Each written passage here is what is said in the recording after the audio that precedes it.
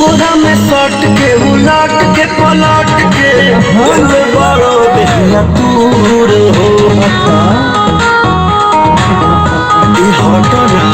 बिजली के तार में भतार छुड़ैलो मने मने कैलो मजबूर हो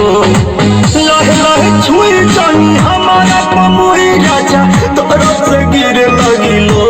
रे राजा तनी जाई न बहरिया टूटता बदन पड़े रे राजा तनी जाई न बहरिया छोड़ा दी होई गई भोरे राजा तनी जाई हमारे बीच राहुल जी आपका आगमन हुआ मंच के माध्यम से बहुत बहुत आभार।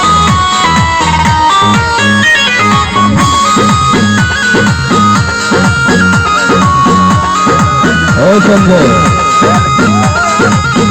छोड़ दिया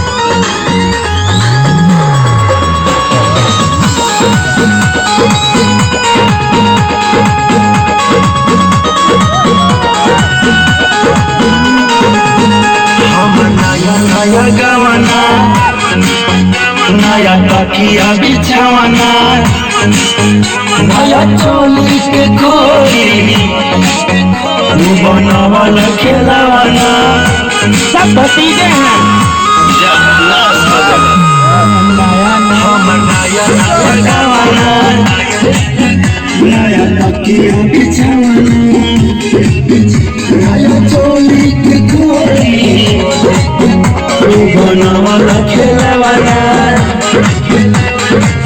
नया नुहर जानी बनी एक चोर राजा देवा कमरो बड़ोड़ी राजा तनी जाई न बहरिया